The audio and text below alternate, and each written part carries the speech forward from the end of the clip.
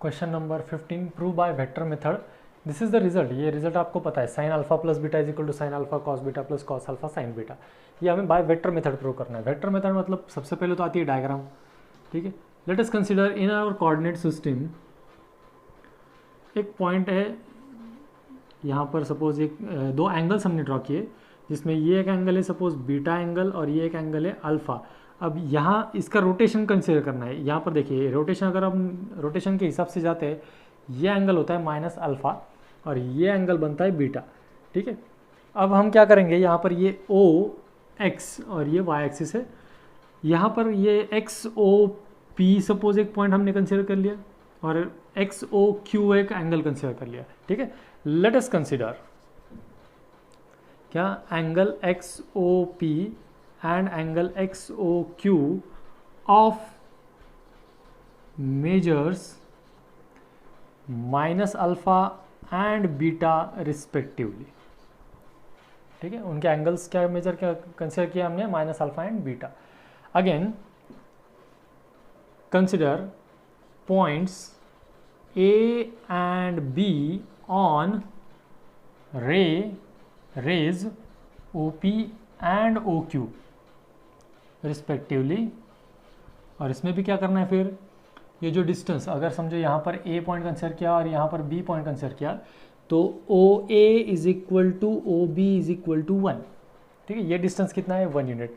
अब अगर हम रिकॉल करें हमारा एक जो स्ट्रेट लाइन का कंसेप्ट था 11th का, अगर यहाँ पर कोई पॉइंट है, ये एंगल है इसमें थीटा, तो इस पॉइंट के कोऑर्डिनेट्स हम कैसे निकालते थे, P sine theta, P cos alpha comma P sine alpha, P cos alpha comma P sine alpha, ठीक है।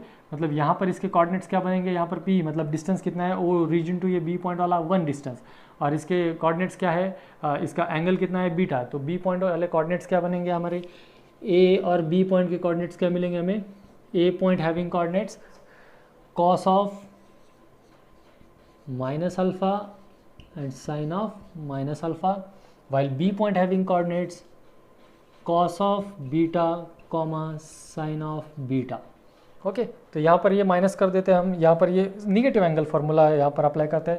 तो ए पॉइंट के कोऑर्डिनेट्स क्या मिलेंगे हमें, cos of minus theta is nothing but cos theta, तो ये हो गया cos alpha, comma sine of minus theta is nothing but minus sine theta, so ये साइन माइनस साइन अल्फा। ये ए पॉइंट के कोऑर्डिनेट हो गए, ये बी पॉइंट के कोऑर्डिनेट हो गए। अब हमें क्या करना है, हमें ये रिलेशन प्रूव करना है। इस रिलेशन के लिए अब हम क्या करेंगे, देखिए सबसे पहले तो हमें क्या करना पड़ेगा, ओ ए और ओ बी का क्रॉस प्रोडक्ट लेना पड़ेगा। ये क्रॉस प्रोडक्ट लेंगे तभी हमें ये मिल सकता है। तो ओ ए और ओ बी का क्रॉस प्रोडक्ट, ये ओ ए, यहाँ पर हमारे जो पॉइंट है, ये पॉइंट के कोऑर्डिनेट हमारे पास यहाँ पर ये है, और ये बी पॉइंट के कोऑर्डिनेट से ये जो कॉस बीटा साइन बीटा है।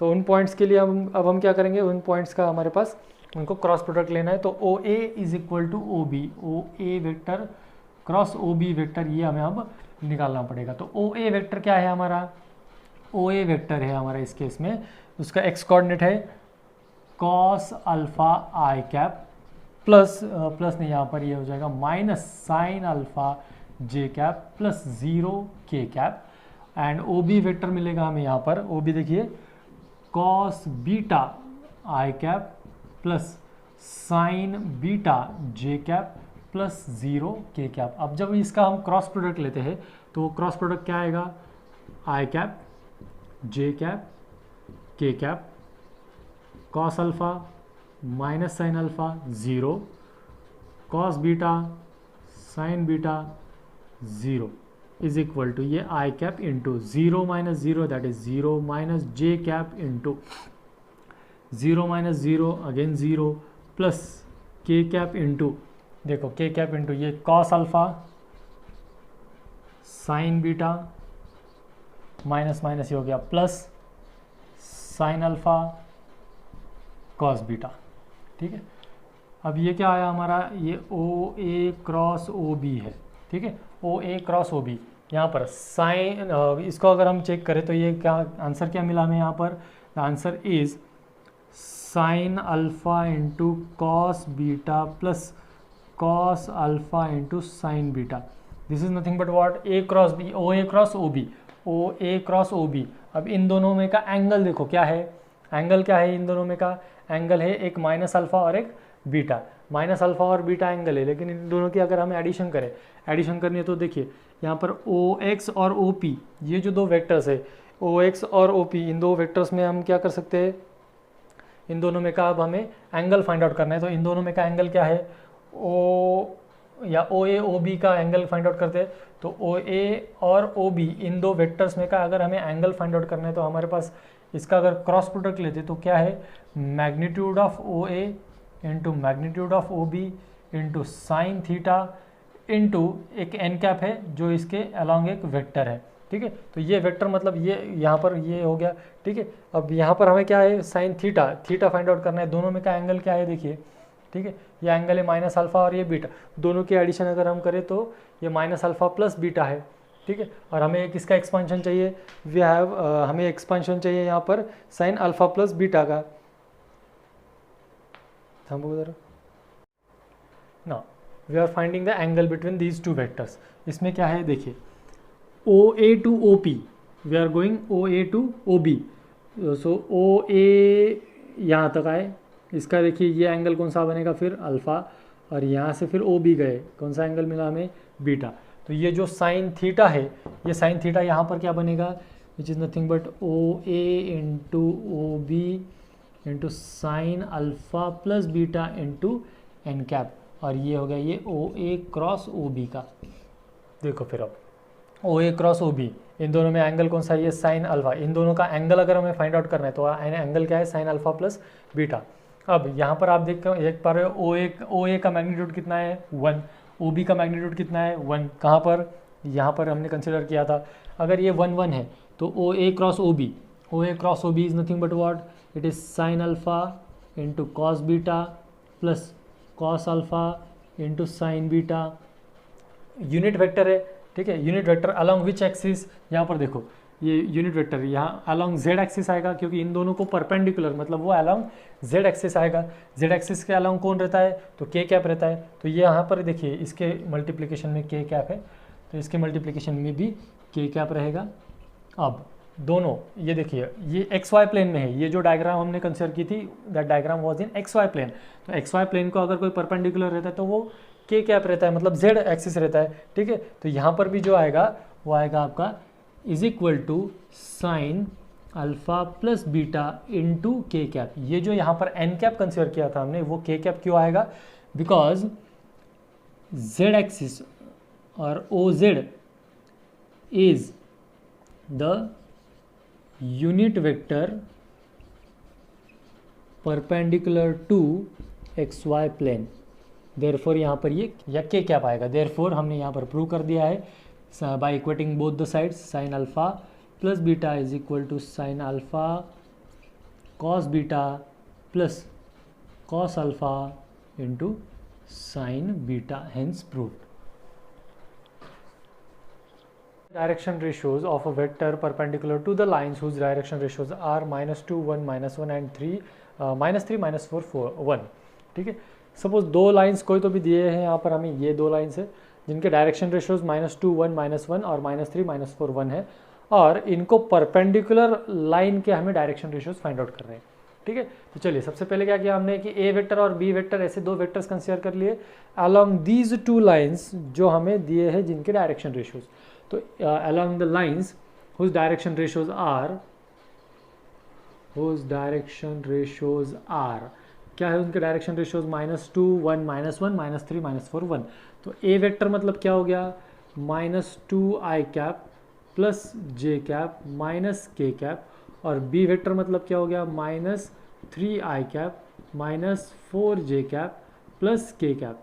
अब इनको परपेंडिकुलर है मतलब क्या है, टू लाइंस इनको परपेंडिकुलर मतलब हमें क्या फाइंड आउट करना पड़ सकता है यहाँ पर, cross product. Correct, so A cross B is equal to i cap J cap के cap -2 1 -1 -3 -4 1, which is equal to I cap into 1 -4 minus j cap into -2 -3 plus k cap into 8 plus 3, which is equal to -3 I cap -5 into -1, that is plus 5 j cap, and here it is 11 k cap. Therefore ये हो गया A cross B। अब A cross B हमें क्या indicate करता है? A cross B is the vector perpendicular to A cross B is the vector perpendicular to A and B vectors।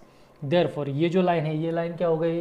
इनको perpendicular हो गई। therefore direction ratios, therefore the direction ratios of line perpendicular to given lines are, क्या है उनकी direction ratios? देखो -3, 5 and 11, -3, 5 and 11। Next देखते हैं। Next है क्वेश्चन जिसमें 1, 3, 2 है और -1, 1, 2 है। सेम अजम्पशन रहेगा, let A vector and B vector be the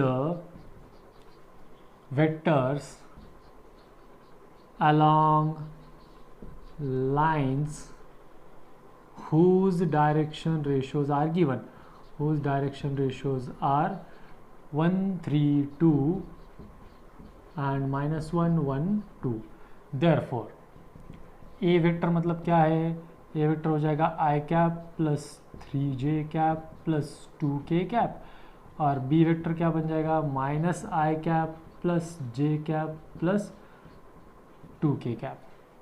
अब यहाँ पर इसके परपेंडिकुलर फाइंड आउट करना है, तो ये क्या करेंगे हम? A cross B is equal to i cap j cap k cap 1, 3, 2 -1, 1, 2 equal to ये i cap into 3 to the 6 -2 minus j cap into 2 + 2 + k cap into 1 + 3 it is equal to 4i cap minus 4j cap plus 4k cap।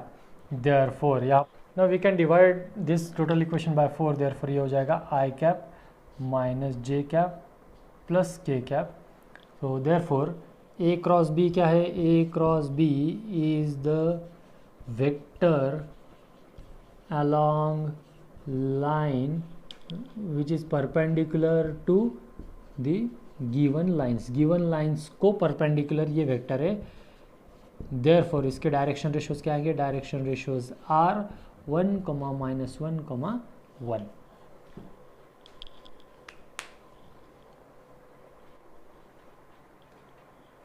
Question number 17, prove that two vectors whose direction cosines are given by AL plus BM plus CN is equal to 0 and FMN plus GLN plus HLM is equal to 0। अब हम क्या करेंगे? देखिए ये जो दो equation दिए गए हैं उसमें का सेकंड इक्वेशन देखो, फर्स्ट 2 टर्म्स में n है, ठीक है, और यहाँ पर हम value of n find out कर सकते हैं। कैसे फाइंड आउट करेंगे? ये दोनों टर्म्स को उधर ट्रांसफर कर दो, ये -AL minus BM divided by C। इसमें से चाहो तो आप -n कॉमन भी निकाल सकते हो, तो क्या हो जाएगी वैल्यू n की? देयरफॉर n is equal to minus of AL plus BM divide by C। अब हम क्या करेंगे? ये जो n की वैल्यू ये इस इक्वेशन सेकंड में पुट करेंगे। इसको इक्वेशन नंबर 1 बोला मैंने, ये equation number 2। Put this value in equation number 2। Before that ये इक्वेशन नंबर 2 को क्या करता हूँ मैं? इन फर्स्ट 2 टर्म में से n कॉमन निकालता हूँ, जैसे मैंने आपको पहले कहा था कि n है इसमें, तो ये FM plus GL into C, तो ये इंटू n है, तो ये n की वैल्यू यहाँ पर पुट कर देता हूँ, AL minus of AL plus BM divided by C plus ये HLM इज इक्वल टू 0। ठीक है, अब ये हो गया। अब यहाँ पर क्या हुआ है? देखिए ये एक टोटल टर्म है, इस टोटल टर्म को अब ये डिवीजन में C है। अगर मैं यहाँ पर -C से टोटल टर्म को मल्टीप्लाई कर दूँ तो क्या हो जाएगा? ये रब बचेगा हमारा FM plus GL into AL plus BM minus CHLM is equal to 0। अब यहाँ पर ये मल्टीप्लिकेशन करते हैं FMAL, ठीक है, तो यहाँ पर आ जाएगा ये AFML इंटू यहाँ पर ये BFM स्क्वायर प्लस यहाँ पर AGL square plus BGLM minus CHLM is equal to 0। देखिए ऐसे यहाँ पर 3 टर्म्स है जिसमें से LM टर्म कॉमन निकलती है, वो ये 3 टर्म्स है, ठीक है। अब ये 3 टर्म है तो क्या करेंगे हम, उसमें से LM कॉमन निकालेंगे, क्या बचता है, देखिए बचा यहाँ पर AF plus BG minus CH into LM plus यहाँ पर ये BF into M square plus AG into L square is equal to 0।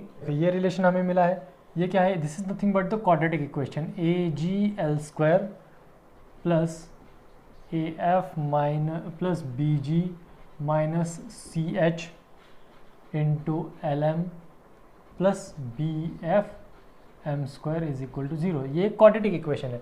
अब इस क्वाड्रेटिक इक्वेशन के रूट्स फाइंड आउट करने से पहले हमें कुछ चीज़ें पता होनी चाहिए। कौन सी चीज़ें, जैसे कि आप देख पा रहे हो ये एल एम के बीच में ये quadratic equation of L M, L और एम 2 टर्म्स है यहाँ पर। तो इसमें क्या कह सकते हैं हम कि अगर यहाँ पर आप किसी को लग रहा है कि एल की वैल्यू 0 हो सकती है, एम की वैल्यू 0 हो सकती है, तो क्या वो हो सकती है ये चेक करेंगे। अगर ये दोनों वैल्यू अगर 0 है, अगर ये दोनों वैल्यू 0 है, कौन से एल और एम की वैल्यू, अगर ये दोनों वैल्यू 0 हो गए तो अल्टीमेटली क्या हो जाएगा, पूरा इक्वेशन 0 बन जाएगा, मतलब ये वैल्यू तो 0 नहीं हो सकते। अब अगर ये वैल्यू 0 नहीं हो सकते, क्यों नहीं हो सकते, क्योंकि हमारे पास रिलेशन है L square plus M square plus N square is equal to 1। अगर ये दोनों 0 नहीं तो मतलब एन भी 0 नहीं है, ठीक है। तो हम क्या कहेंगे कि यहाँ पर अगर ये एल एम एन के बीच में अगर ये रिलेशन है, यहाँ पर ये जो है ना, ये quadratic equation of L M है, तो अगर हम ऐसा कंसिडर करें कि L1 M1 N1, L1 M1 and N1 and L2 M2 and N2 are the direction cosines of lines represented by above quadratic equation, जो इक्वेशन है क्वाड्रेटिक इक्वेशन अबव, उससे रिप्रेजेंट करने वाले लाइंस के डायरेक्शन कोसाइंस क्या consider किया हमने, L1 M1 N1 L2 M2 N2, ठीक है। अब इस केस में हमें क्या करना पड़ेगा, अगर ये जो है ये रूट्स है इसके, क्या करेंगे, dividing this equation, divide above equation by m square, उसको m स्क्वायर से डिवाइड किया तो क्या बनेगा हमें, ये AG into L by M into whole square plus ये AF plus BG minus CH into ये L बाय एम, इसको m स्क्वायर से डिवाइड किया तो ये बचेगा यहाँ पर L बाय एम, क्योंकि LM divided by m square है तो एक m इसके साथ कैंसिल हो जाएगा, प्लस ये बचेगा सिर्फ BF इज इक्वल टू 0। अब ये देखिए ये बन गया हमारा एक क्वाड्रेटिक इक्वेशन जिसके रूट्स क्या हो सकते हैं, whose roots are L1 upon M1 and L2 upon M2, ये इसके रूट्स हो सकते हैं, ठीक है। अब ये रूट्स के हमें वैल्यू फाइंड आउट करनी है। अब ये जो क्वाड्रेटिक इक्वेशन है उसके जो रूट्स हमने फाइंड आउट किए थे, L1 मतलब जो कंसिडर किए थे, हमें पता है प्रोडक्ट ऑफ रूट्स क्या होता है, product of root C by A, तो यहाँ पर C मतलब क्या है, BF, A मतलब है AG, तो यहाँ पर अगर ये L1 M1 और L2 M2 हमारे रूट्स है तो इसका क्या मिलेगा हमें, BF अपॉन AG। अब देखिए यहाँ पर L1 into L2 is equal to M1 into M2 है और L1 into L2 is equal to N1 into N2 है, तो ये सारे इक्वेट हो सकते हैं किसी एक कांस्टेंट के। तो क्या किया हमने, ये जो है L1 upon L2 divided by F upon A is equal to M1 upon M2 divided by B upon G is equal to यहाँ पर B अपॉन G, एक मिनट थामोगा, प्रोडक्ट ऑफ रूट्स जो हमारा क्वाड्रेटिक इक्वेशन था उसके roots कैसे find out किया हमने, और उसका जो प्रोडक्ट होता है वो C बाय A, ठीक है। क्वाड्रेटिक इक्वेशन का C जो था BF और A जो था वो AG था, तो ये L1 into L2 divided by M1 into M2 is equal to BF upon AG मिला हमें, ये BF अपॉन AG। अभी में क्या, इसे हमें क्या करना है, ये जो कंडीशन गिवन है इसके अकॉर्डिंगली हमें इसको स्प्लिट करना है। तो ये F अपॉन A है, तो अगर ये B में डिनोमीटर में लेके आओ तो G अपॉन B हो जाएगा, तो F upon A divided by G upon B, ठीक है। इसका अगर आप प्रोडक्ट निकालते हो तो वो BF अपॉन AG आता है, तो हम इसको ऐसे भी लिख सकते हैं। अगर इसको ऐसा लिखा है तो मैं क्या करूँगा, अभी L1 अपॉन L2 के डिवीजन में एक क्वांटिटी लेकर आऊँगा और M1 अपॉन M2 के डिवीजन में दूसरा, मतलब ये अगर मैं इसको ट्रांसफ़र कर दूँ तो ये M1 upon M2 divided bye ये G अपॉन B और ये F अपॉन A जो है वो L1 इंटू L2 के बीच में आ गया। ठीक है, तो ये हो गया हमारा। अब यहाँ पर सिमिलरली हम क्या कर सकते हैं, L1 upon L2 divided bye N1 upon M2 की भी कोई वैल्यू हम निकाल सकते हैं। सो दैट वैल्यू इज, यहाँ पर तो ये हमें F अपॉन A मिल जाएगा। ठीक है, और दूसरी वैल्यू क्या मिलेगी हमें, H/C। सिमिलरली हम इसको ऐसे फाइंड आउट कर सकते हैं। ठीक है, तो ये हो गया हमारे, इसमें से वैल्यू क्या मिले हमें, the value we will get is L1 into L2 upon F/A is equal to N1 into N2 divided by H/C। ठीक है, अब यहाँ पर देखिए ये हम रेशो लिख रहे हैं L1 into L2 upon F upon A is equal to M1 into M2 upon G upon B is equal to N1 into N2 upon H upon C। ठीक है, अब ये जो सारे रेशोज है, ये सारे रेशोज किसी एक कांस्टेंट के इक्वल हम कर देते हैं। मतलब क्या मिलेगा हमें, we will get the value L1 into L2 is equal to lambda into F/A, M1 into M2 is equal to lambda into G by B and N1 into N2 is equal to lambda into H by C. But we know that if L1, L2, M1, M2, N1, N2 are the cosines, direction cosines of two lines, then L1, L2 plus M1, M2 plus N1, N2, अगर ये दो lines जो है वो दो lines अगर perpendicular है, if lines are perpendicular then can we say that ये जो प्रोडक्ट है या इस जो एडिशन है वो एडिशन आती है इक्वल टू 0। ठीक है, अगर ये लाइंस परपेंडिकुलर है तो ये L1, L2, M1, M2, N1, N2 इनका मल्टीप्लिकेशन क्या है, ये है पहले तो lambda into F/A plus lambda into G/B plus lambda into H/C is equal to 0। Lambda common निकालो, उधर भेज दो 0 के डिनोमिनेटर में, तो क्या मिलेगा हमें F upon A plus G upon B plus H upon C is equal to 0। और यही हमें प्रूव करना था। देखो यहाँ पर prove that the two vectors of direction cosines are given by, जो कि हमें ये दिया था, आर परपेंडिकुलर, और ये परपेंडिकुलर है इफ कब ये कंडीशन है। तो ये देखिए हमने ये प्रूव करके दिखा दिया। Question number 18, last of this exercise. If A having coordinate 1, 2, 3, B having coordinate 4, 5, 6 are 2 points, then find the foot of perpendicular from the point B to the line joining origin and point A. Suppose ये एक point, ये origin अपना और ये point A है और यहाँ पर कोई point B है, तो इस B से अगर कोई perpendicular ड्रॉ किया गया है एक सेगमेंट OA पर, let us say P be the point। ठीक है, तो इस P पॉइंट के हमें कोऑर्डिनेट्स निकालने हैं, जबकि A पॉइंट के कोऑर्डिनेट्स हमें पता है 1, 2, 3 और B पॉइंट के कोऑर्डिनेट्स पता है 4, 5, 6। ठीक है, let us assume P be the foot of perpendicular, जो हमें फाइंड आउट करना है, foot of perpendicular जिसके कोऑर्डिनेट्स क्या है x, y, z। अब हम क्या करेंगे, इसका विथ रिस्पेक्ट टू ओरिजिन इसके रेशियोज निकालेंगे। ठीक है, therefore direction ratios of OP, direction ratios of OP P की कोऑर्डिनेट्स क्या है x, y, z। So x minus 0, y minus 0 and z minus 0।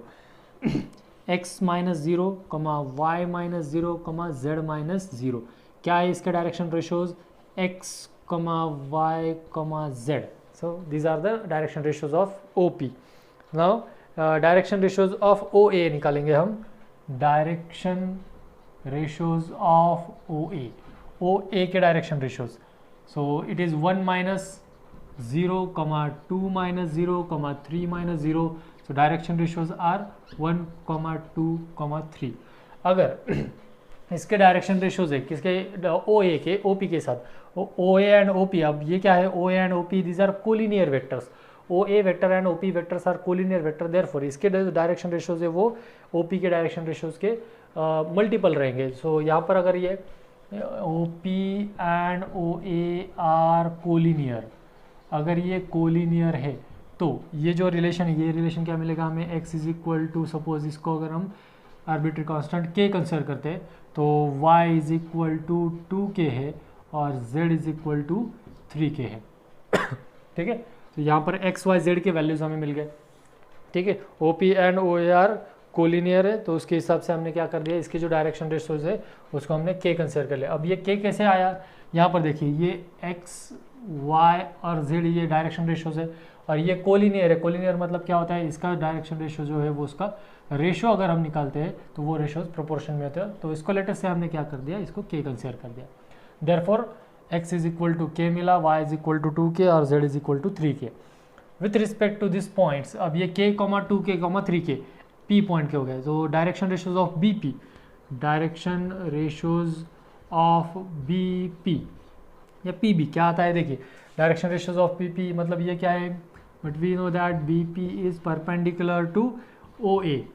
सबसे पहले तो क्या करेंगे, हम इसके डायरेक्शन रेशियोज निकालेंगे। ठीक है, डायरेक्शन रेशियोज देखिए k,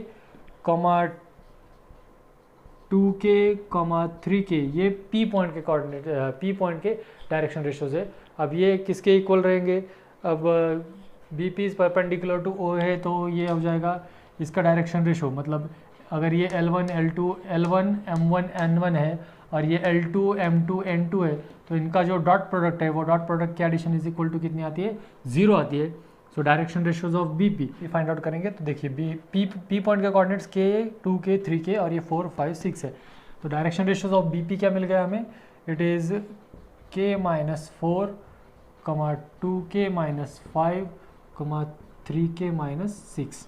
अब BP परपेंडिकुलर टू OA है, मतलब ये और हमारे P पॉइंट के जो डायरेक्शन रेशियो है k, 2k, 3k, यहाँ का हम अब इसका प्रोडक्ट लेंगे तो प्रोडक्ट का आ जाएगा BP परपेंडिकुलर टू OA है तो OA के डायरेक्शन रेशियो देखिए यहाँ पर मिलेगा हमें, it is nothing but 1 into OA के डायरेक्शन रेशियोज आर 1, 2, 3 और BP के डायरेक्शन रेशियोज ये आ गए। So 1 into k minus 4 plus 2 into 2k minus 5 plus 3 into 3k minus 6 is equal to 0। Perpendicular है BP एंड OA, तो इसको ये जाएगा ये k minus 4 plus 4k minus 10 plus 9k minus 18 is equal to 0। तो यहाँ पर इसका कैलकुलेशन करते हैं तो 1 प्लस ये 14k माइनस ये हो जाता है फिर 32 इज इक्वल टू 0। देयरफॉर ये मिलेगा हमें 14k is equal to 32, that is k is equal to कितनी वैल्यू आ गई, 32 डिवाइड बाय 14। अगर आप इसको सॉल्व करने जाओ तो ये हो जाएगा 16 डिवाइडेड बाय 7। ठीक है, k की वैल्यू मिली हमें 16 डिवाइडेड बाय 7 और हमें क्या फाइंड आउट करना था, we have to find out coordinates of P point. Therefore P point के कोऑर्डिनेट्स क्या आ गए, P पॉइंट हैविंग कोऑर्डिनेट्स क्या है, सबसे पहले तो हमारे पास k, 2k, 3k। अब अगर ये यहाँ पर k, 3k, 2k है तो यहाँ पर कोऑर्डिनेट्स हमारे पास k की वैल्यू 16/7 तो ये हो गया 16/7, 32/7, 48/7।